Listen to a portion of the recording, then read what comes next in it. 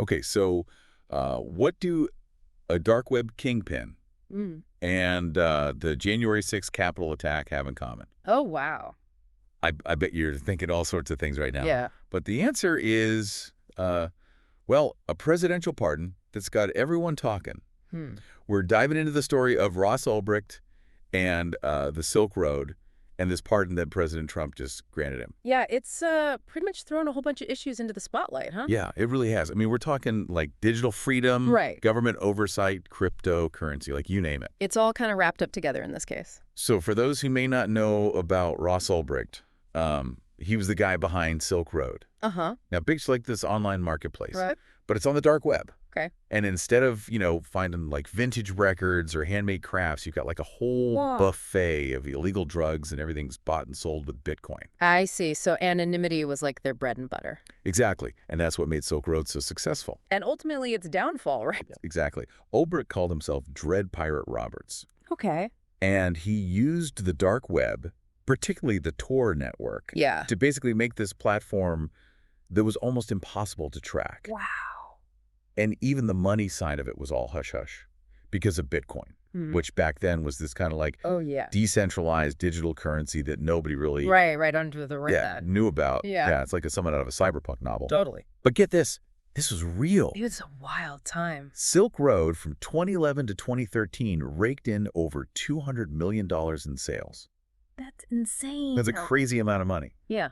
So naturally, the FBI caught wind of it, and in 2013, they swooped in, shut the whole thing down, and arrested Ulbricht. Yeah. So then that's where like the whole legal battle really kicks off. Right, and he was convicted in 2015 on a whole bunch of charges. Yeah. Drug trafficking, Yeah. money laundering, computer hacking. The whole 9 yards, and they sentenced him to life in prison. Without parole. No parole. Yeah. A lot of people thought that was like way too harsh, especially since he wasn't directly linked to any violence. Right, but then you have those allegations of him trying to hire hitmen to, like, protect Silk Road. Right, but those were never actually like formally charged. No, they weren't. It definitely added a layer of moral ambiguity to the whole thing. For sure, some people saw it as the government trying to make an example out of him. Like Yeah. a warning to anyone messing with the online world. So fast forward to 2025, President Trump starts his second term, and boom, Pardon City. right out of nowhere, he pardons Ross Ulbricht.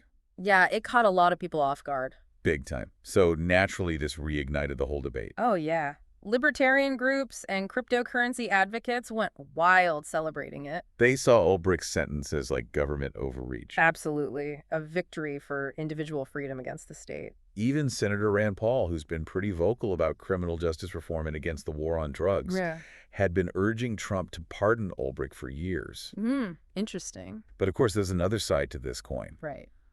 A lot of people think this pardon sends a really dangerous message Yeah, they're worried it downplays the harm caused by Silk Road. and sets a bad precedent for cybercrime in the future. Exactly.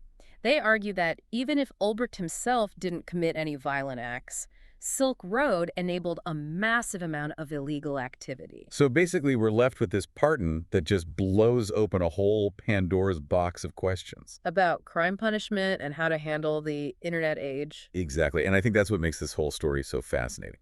It's a huge debate, for sure. Ulbricht's case forces us to think about these tough questions, Like, how do we regulate these massive online spaces? a lot of which operate in the shadows. Right. Are our laws even equipped to deal with cybercrime? And then there's the whole issue of presidential pardons.